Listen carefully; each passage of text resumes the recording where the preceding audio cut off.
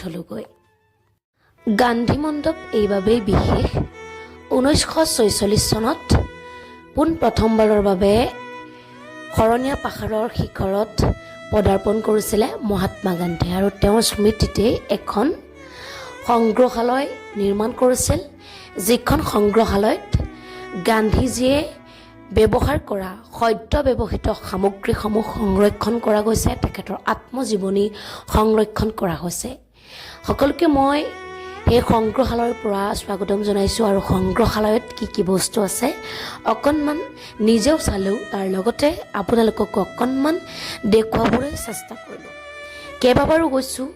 গান্ধী মণ্ডপলৈ বুলি কিন্তু সংগ্ৰহালয়ত মই সোমোৱা নাছিলো আজি সংগ্ৰহালয়ত সোমাইছো আৰু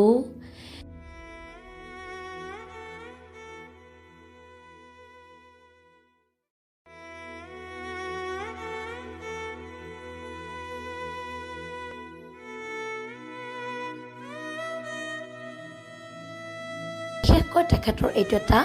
মূৰ্তি এই মূৰ্তিটোত অকণমান প্ৰণাম কৰিলোঁ গান্ধী মণ্ডপ হৈছে আৰু তাত থকা যিখন ফ্লেগ হোষ্টিং কৰা হয় 15 আগষ্ট তাৰিখে সেই ফ্লেগখন হৈছে তৃতীয় সৰ্বোচ্চ 319 ফুটৰ এখন ফ্লেগ যিখন ফ্লেগ 15 আগষ্ট তাৰিখে হোষ্টিং কৰা হয় আৰু আমি উপস্থিত হৈছিলোকে 14 আগষ্ট তাৰিখে 15 আগষ্ট তাৰিখে যাবলৈ অকণমান ভয় লাগে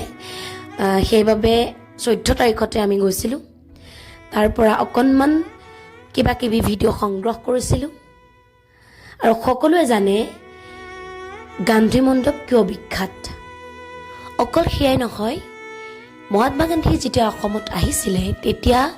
যিখন বিচনা ব্যৱহাৰ কৰিছিলে সেই বিচনাখনৰ গাৰু পৰ্যন্ত পিলো পৰ্যন্ত ইয়াত সংৰক্ষণ কৰি ৰখা হৈছে তাৰ লগতে যি তসবিৰ বুলি কোৱা হয় সেইডালো ইয়াতে সংৰক্ষণ কৰি ৰখা হৈছে তেখেতৰ প্ৰতিটো বস্তু অসমলৈ আহি যিবোৰ বস্তু ব্যৱহাৰ কৰিছিলে সেই প্ৰতিটো বস্তু এই সংগ্ৰহালয়তে সংৰক্ষণ কৰি ৰখা হৈছে আৰু আপোনালোকেও যদি চাবলৈ যোৱা নাই তেনেহ'লে এপাক চাই আহিব তাতে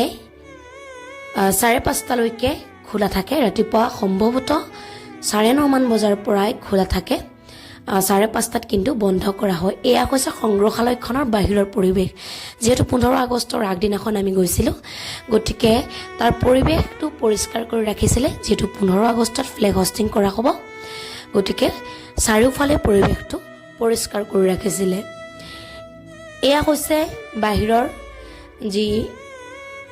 কাৰ্যকলাপ কৰিব লগা থাকে আৰু মিটিং মাটাং কৰিবলগীয়া হয় তেতিয়া এনেদৰে সজাই ৰাখে এই মঞ্চভাগ ইয়াতে এনেদৰে চেয়াৰখন সজাই ৰাখিছে তাৰপিছত এয়াই হৈছে দেশৰ তৃতীয় সৰ্বোচ্চ ফ্লেগ হোষ্টিং কৰা এখন ফ্লেগ হয় আৰু যিখনৰ উচ্চতা হৈছে 319 ফুট 15 আগষ্টৰ দিনটোত এই পতাকাখন উত্তোলন কৰা হয় আৰু সদায় দেখিবলৈ পোৱা যায় গুৱাহাটীৰ বিভিন্ন স্থানৰ পৰা এখন পতাকা ইয়াতে দেখিবলৈ পোৱা যায় মই ভিডিঅ'টোত তেনেধৰণে কথাখিনি কৈ আছিলোঁ কিন্তু মই ভিডিঅ'টো মিউট কৰি দিছোঁ এয়া হৈছে সংগ্ৰহালয়ৰ চাৰিওকাষৰ পৰিৱেশ আৰু ইয়াৰ পৰা তললৈও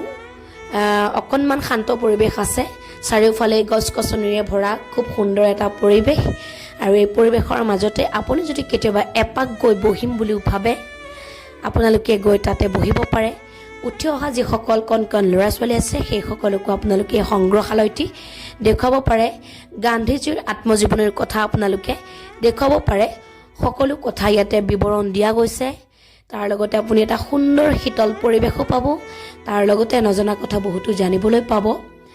আৰু আজিলৈ ইমানতে এৰিছোঁ আগতো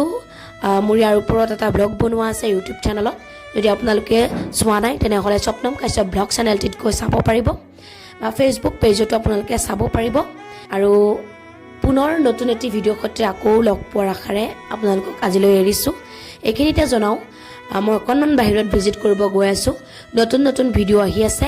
এতিয়াৰ পৰা কণ্টিনিউ ভিডিঅ' পাব মোৰ পেজত যদিহে এতিয়ালৈকে মোৰ পেজটো আপোনালোকে ফলো কৰা নাই তেনেহ'লে মোৰ পেজটো ফলো কৰি ল'ব আৰু যদিহে মোৰ ইউটিউব চেনেলটো ছাবস্ক্ৰাইব কৰা নাই তেনেহ'লে মোৰ ইউটিউব চেনেলটো ছাবস্ক্ৰাইব কৰি ল'ব স্বপ্নম কাশ্যপ ব্লগছ বুলি আছে পুনৰবাৰ জনাইছোঁ আৰু বেল আইকনটো প্ৰেছ কৰি দিব নতুন নতুন ভিডিঅ'খিনি অহাৰ লগে লগে যাতে আপোনালোকে আগতীয়াকৈ চাবলৈ পায় আকৌ জনাইছোঁ নতুন নতুন ভিডিঅ' আহি আছে আপোনালোকে চাব বুলি আশা ৰাখিলোঁ